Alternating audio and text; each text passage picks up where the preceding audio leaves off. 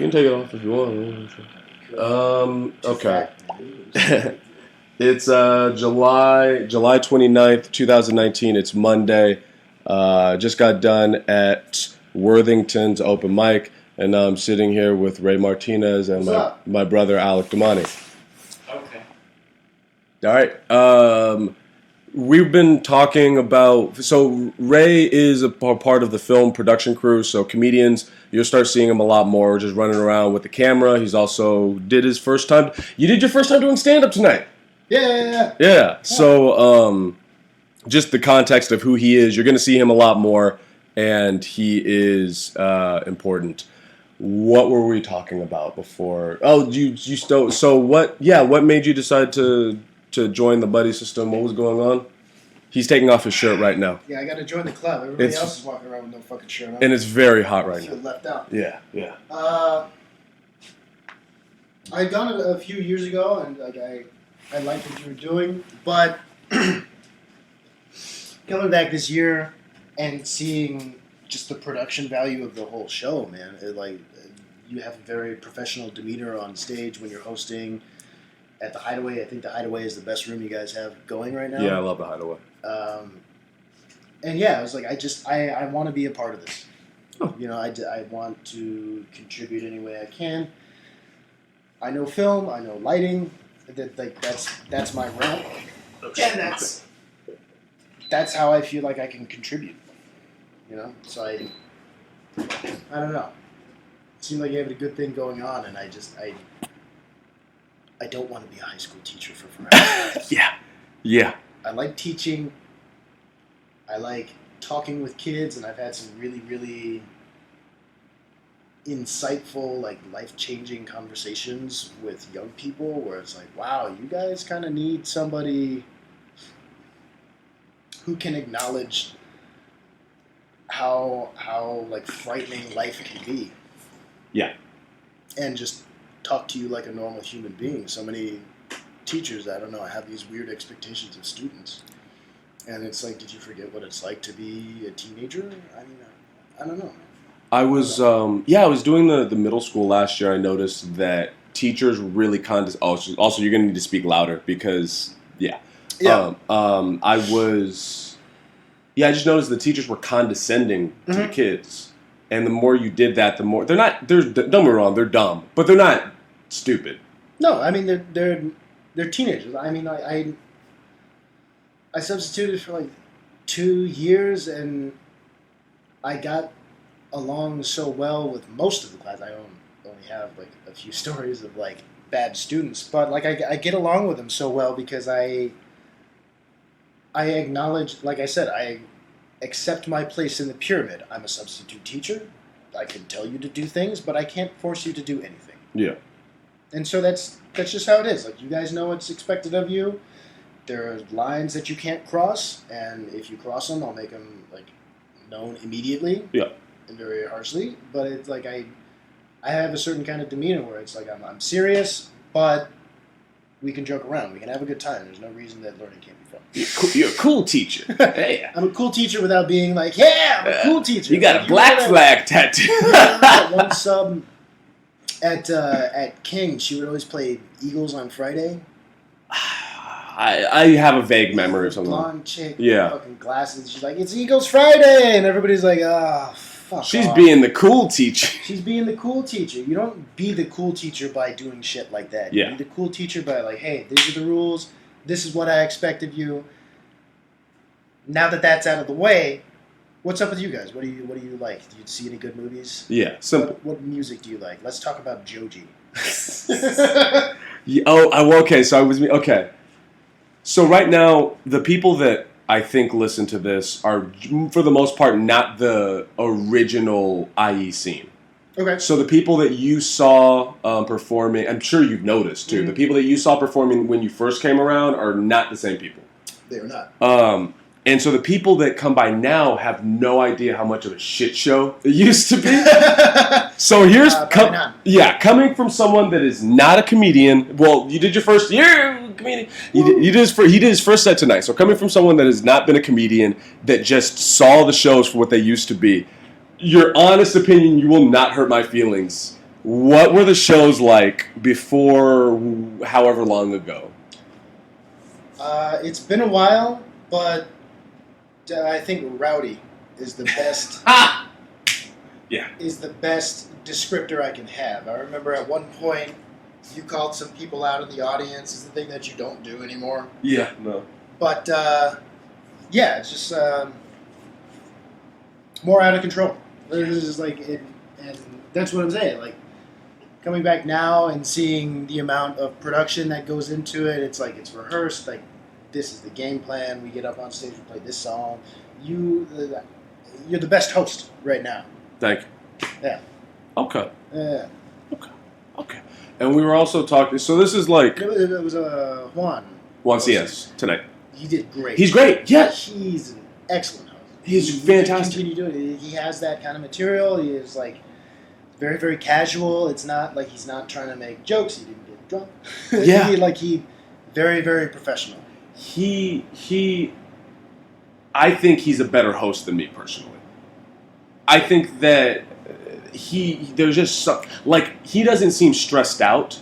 I always seem stressed the fuck out when I'm running around, but it's just because I give a shit about the show. Well, I mean, he has so much skin in the game. And you can't help but feel like, all right, I gotta do this. I gotta do that. I gotta do this. You know, but one fantastic host. Yeah. But that's what, like, so we were talking about this earlier, and this is the podcast is sometimes it's like my rally cry or my for the IE, and I don't know if it's working. I'm sure I'm trying to get to a place where I'm just accepting when people dislike or hate me. Yeah. You can't change how other people feel. So why worry about that's kind of where I'm at or where I'm working towards. And so this is my rally cry podcast. I'm sure there are people who listen and are like, it's fucking this queer or whatever the fuck. Gay. It's fucking gay, bro. It's gay. But I'm sure that happens. But whatever. I still want to fuck them. The work, like the work ethic that you seem to have, and can you explain your perspective of this work, of how to get successful? What's going? Because I know you've been talking about teaching. You've been talking about just do all the stuff you were doing a second ago. Well, just you gotta. In what regards? In regard to the teaching and not wanting to be a teacher, and why, and what you actually want to do, and why, and what it takes. Man, I'm gonna be in deep shit if any fucking district listens to this. No, don't say anything incriminating. No, okay. I won't. I'm not. There's nothing incriminating to say. I live a very Christian life. I don't drink or do drugs. No, it's just like. Repeat the question. And yeah, I don't know if you've ever listened to an ACMM. No. They're very rough. This is basically what it's going to be. Okay. The fans are in the back. There's no clear microphones if you don't have headphones. It just is what it is. It's like a comedy journal.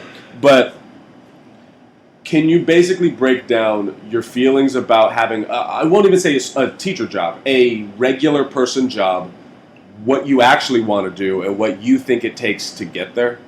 I don't, like this is going to be. I am going to be okay teaching for a few years. Yeah. But it's not what I want to do with the rest of my life, because I don't like the idea of having to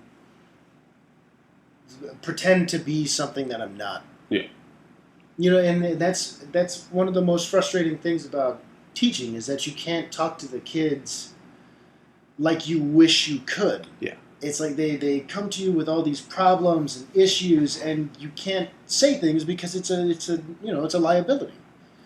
And I had a student. He's like, "Oh, I'm doing a book report about the war on drugs," and it's like, I wish I could tell you what books to read about it, but I don't want to get in trouble for giving you adult reading material. Right. But it's like, it's like shit like that. And I don't know. Like one of the best experiences I had teaching was like I was subbing a detention. Yeah. And it's like where they send kids out of the class and then they come to my room and they just sat there. They're not supposed to talk. They're supposed to work on schoolwork. I didn't make them do any of that. Yeah. Because, like, who cares, really? So I just talked to the kids, and this girl came in, and we're talking, and I'm like, yo, so, like, why'd you get kicked out of class? And she's like, I just got mad at my teacher. And I'm like, why? And she's like, oh, well, she was trying to get me to do a thing, and blah, blah, blah. And I'm like, yeah, well, you didn't probably need to do what you did. And she's like, yeah, probably not. But then, like, through this conversation, she really started opening up to me about, like, her family life and how it's like, oh, my grandpa died, and I felt like he was the only one who really understood me. And my parents don't, like, my dad's always on his phone, he doesn't talk to me, and, like, I've thought about, like, self-harm and stuff like this, and, like, I just had, like, a really, like, she's starting to realize that there's no ultimate point to life.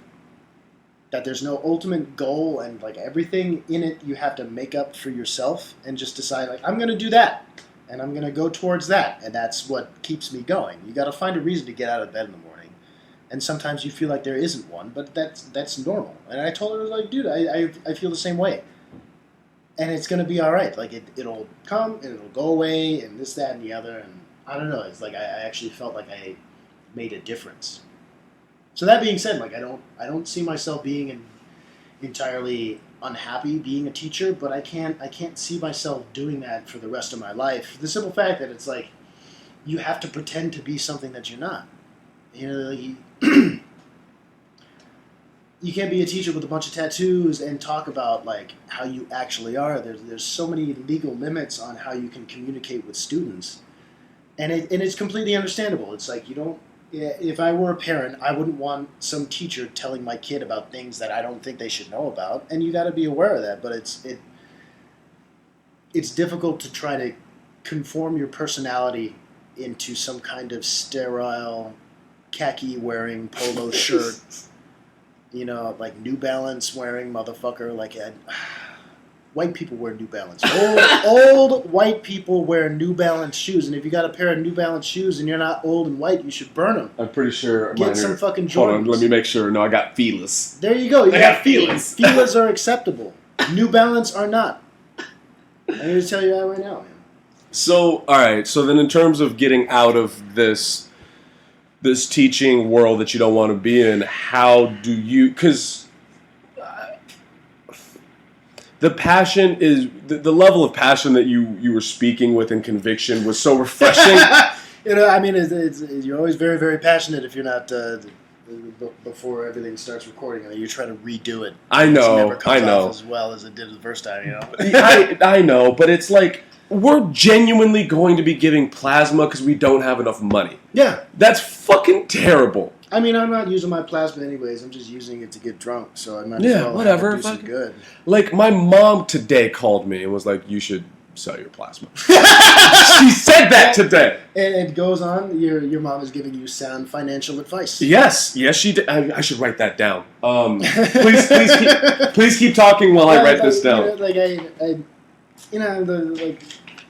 Talking with people who claim to be broke and they're not broke. It's fucking maddening. Like, you're not broke until you're starting to do, like, recycling to pay for gas, or you're trying to take out cash and spend cash so you can go to Coinstar, so you can eat. Like, you're not broke unless you're doing these things. You start living kind of like a homeless person, but you're still somehow inside of a home. Like, that's being broke, and I'm fucking broke right now. It's not fun. It's not fun. It's very frustrating. You know, you gotta find a way to make money, and if you have a goal in mind, it's just like, this is my goal. I'm playing the long game. I'll do whatever it takes to get to that point eventually, and I don't know. I have a feeling everything will work out. Why not? Okay, so I'll clean this up later. Yeah. But the idea's down. But it's one of those things where I don't want to criticize the IE too much, because I love this scene, and I love the comedians in this scene. Of course. And I'm seeing growth, especially from... Well, it's like a scene that's... It's not LA. It's not. It's ours. Yeah. It's not ours. It's yours. You know, it's a scene that you have built through blood, sweat, and tears. It's like it. I want to do this thing. I'm stuck out here. I'm just gonna create it. I'm gonna, like pull it up from the earth and make it happen because fuck everybody. Like I don't want to live in LA to do what I want to do. That was I mean, eventually I do want to move to LA, but of course, LA is great. But for as much as I hate it, the idea of like driving out there for 3 minutes where no one's paying attention sounds terrible. So I just was like, oh, well, if we make it here, that works better. Yeah.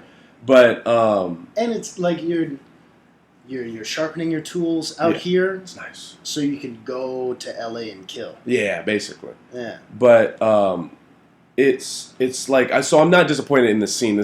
I'm very proud of this scene. As well you should be. I mean, considering from where I saw it, maybe like a year after you started it. Yeah. To where it is now, it's like it's worlds apart. It's so much better. It's stronger, and like all the comedians, they're doing great. Yeah. You know, they're doing great. They're great. Especially, I'm going to make a whole other episode about this, so maybe someone remind me. But about Nick Laney, I think he's also improved a lot. Yeah. It's a whole other thing. But the if everyone had the work ethic and the passion and the drive that you had talking about before, before we started recording. Yeah, if everyone was saying that every night, I think that we would be even further. It's like, when it comes to the buddy system, it is called that for a reason. Half of the reason is because George and I didn't know what to call it, and we spitballed names. Yeah. And the other half was like, no, this is a system. This is if we can work together. I don't want to be king of the castle. No. That's something I keep trying to express is like, I don't want to be the fucking face. I don't want to be king of the castle. I just want this system to work so that we all make money, so that we don't have to worry about this shit. Yeah. So, well, I mean, like nobody gets to where they are by themselves, and the buddy system is kind of acknowledging that. It's like we're all in this together, or we all should be in this together, and like it's not one person who gets you to the goal. Yeah. Yeah. And I dig that, man. And I'm here to join you in the struggle. Thank you. And one of the things that has frustrated me, and this hasn't happened as of recent, this was a while ago, but people started being like, oh, I want to do this. And I'd be like, oh man, yeah, you should do that. How are you going to make it happen? It's like, I'm not going to make this shit happen. I'm doing things. No, yeah. It's like, you doing your thing, you already have enough on your plate. It's like, I'm not... It's like just coming over here and running through the whole sketch that we're going to shoot here pretty soon. Yeah. Just made me. I was like, oh man, this gave me like I said to you. It felt great to be around dudes who talk like dudes. Yeah. And it just filled me with a bunch of creative energy. I was writing an episode. Like I'm gonna type it up and format it correctly, and then I'll shoot it off to you guys so you can help me beef it up because I know it's missing stuff. We'll figure it out. Yeah. But I mean, like I'm self-aware enough to know that like I can't write a funny thing on my own. It's like funny to you isn't funny to anybody else. You got to make sure it's funny to other people. So like, I don't know. It's nice to be around creative, motivated people, and I haven't been around creative, motivated people for like 3-4 fucking years. Sounds like you're dying of thirst. Yes, creative thirst. I am. But if someone came to me and was like, I want to start my own open mic, I would probably shed a tear. I would be so fucking like, do that. I will give you any advice, any support, anything we can help financially with. Go start an open mic. Fuck it. If you want to put it under the buddy system, you have to bring buddy system quality. Yeah. But we'll happily have a sister show or a sister company or whatever the fuck you want to call it. Mm-hmm. But go out. Like, this is why I record shit like this all the time where I'm like, go out and go make a thing. Go make a thing. You'll have my support. I promise you'll have my support. I don't care if it's a stupid idea or not. Just go do it. It sounds like a stupid fucking thing to say, and you hear it a little bit, be the change you want to see in the world. That's stupid to say. Yeah, but it's like if you want a thing, then and nobody's doing it for you, you have to do it for yourself. Yeah. You know, anything creative doesn't just happen on its own. And if you want to be creative, you can't wait for other people to make your thing for you. If you want the thing, you got to make it. Yeah, and you know what? Sometimes I feel, and I worry about this, and I can never tell. Sometimes I feel like, well, it's just you and me and all the people. Yeah, it's just us three. John, Alec is over here and chilling. Yeah. He's waving, and no one can see it. But sometimes I get concerned, like, oh, am I coddling these comedians? Am I like, did I put them in my own little soft box where they can't get hurt and nothing bad will happen to them? And then when they go out to fucking the real world, air quotes, shit's gonna get real rough for them? Well, that's the thing, and again, you can't make these comedians develop. You can't make them develop. They have to decide for themselves. Like these rooms should be workout rooms. Yeah. Like you develop jokes here, and if they get a laugh here, drive out to foreign territory. Yeah. Go to some other open mic. It doesn't matter if you're not here every Tuesday. It doesn't matter if you're here every Monday through Thursday, because we're gonna get tired of hearing the exact same jokes. You can only tell the same jokes to the group of comedians so many times before they just stop laughing. And like they laugh because they're trying to be supportive, but it's like, go somewhere else, sharpen them up. Like, forge your tools here, make your jokes here. Yeah. Go away. Yeah, come back with sharper tools. That's exactly how I feel. Come back with heads. Like this killed here. This killed here. I got all these rooms laughing and dying. Yeah. And I developed this. I was thinking about this the whole time. This happened to me. Like, life experience informs all of these stories, and that's part of like the kind of positive mindset I have to put onto teaching. Well, it's like it's life experience. Yes. Yes. And like life informs art. There is no art without living a life. And I think a common thing comedians say about if you're only doing the road, it's like all your jokes are traveling jokes. Right. All your jokes are about airplanes and airports and hotel rooms, and like most of the people don't travel anywhere. Most people like stay within maybe like 100-mile radius of whatever town they're living in. They're not, doing that. You can only relate to flying so many times. So first off, I agree, and I want our comedians to to go out there and make and like rep where we're from. I want them to go out there. People say, "Oh man, that guy was really funny," or "That girl was really funny." Hey, where are you from? It's like, I'm from the IE. I do a lot of shows with the Buddy System. Yeah, catch me this place every week. If I'm not out on the road, I'll be there. Yes. If you want to see people who are kind of like me but not really, go there. Yes. And if you bomb, shut the fuck up. Don't say anything. If you bomb, don't say anything. Yeah, it's your job to make the audience laugh. Yeah. They are under no obligation to like anything you say, and you have to accept it. Yes. You can't control other people, so you just have to be okay with however they fucking feel about it. But yeah, we're adding this 5th show now, so we're gonna have Monday through Friday. Monday through Friday. Where's the new room at? This cupcake place, not Casey's Cupcakes. I was like, that's a little bit small and a little bit pink. It's a different cupcake place. All It's next to where is it? It's next. Is all they're gonna sell cupcakes while there's comedians No, they have talking other about stuff. terrible things? Cupcake Courtesies. Okay. Cupcake and Courtesies. It's right next to Graham's, and Cupcakes and Courtesies every Friday. yes, we're coming soon. Yeah, coming. So we're trying to figure it out, but we'll get there. Either way, we're starting. So we'll have a show Monday through Friday, and we're not stopping there. We're gonna get Saturday and Sunday weekly open mics every single day, and then we're gonna double up on those. So there'll be multiple spots to hit throughout the week. Mm-hmm. So it'll be. Are you gonna stagger the show times? I don't know yet. Comedians can, I'm gonna hit this room, hit that room. It's gonna be one of those. That's like one of the cool things that you always hear about, like New York. Yeah. And I know we're never gonna be New York because we're way too spread out in California, or like LA, where it's like, I can do a spot here, I can do a spot here, I can do a spot here. More of a drive in LA, but yeah. Yeah. And that's gonna be the concept of it. Mm-hmm. Is it's gonna be its own comedy oasis. It's gonna be a comedian's fucking wet dream, a place where every single show is run professionally. There are actual people at almost every show. each show there's the riff off, and then you have the Hideaway vibe, then you have the Worthingtons vibe, you have the whatever Casey's Cupcakes is going to become. And then you can hit multiple places, and on top of that, the host of each mic gets paid a little bit. Mm-hmm. It is in my head, it's beautiful and it's perfect. Well, that's the goal, man. I mean, like that. But if other I want so bad for other comedians to take initiative and say, yeah, you know what? He's doing a lot. Let's fuck it.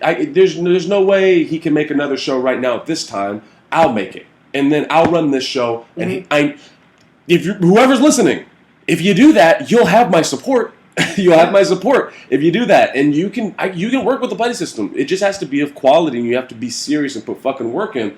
But if we could do that, if other people were stepping in and being like, hey, that venue won't listen to him, but they might listen to me. I'll do a show there.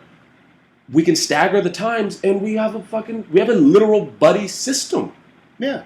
And so I just... That's the goal. I mean, you didn't... You, George, didn't start the buddy system to be the two buddies who run the entire system. Christ, it's no. Like, no. It's too much work for two people. I'm so tired.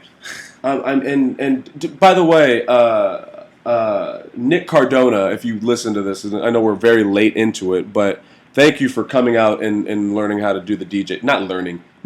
That's condescending. He majored in like music engineering. Idiot. Yeah. Thank you for coming out and doing the DJ stuff. Like where George has been making his little team of people who can do. George is teaching them how to do George stuff. Yeah. And I'm trying to teach like Jonathan and other people how to do Aaron stuff. Mm-hmm. And then it can just fucking spread. But everyone's got to work hard. Yeah. I feel like I'm just repeating myself. So if you want to say words, you can. I don't know. What do you want me to talk about? I don't fucking know. I think the podcast we can still have a conversation, but I think the podcast part of this. Yeah. Way went over the light, but whatever.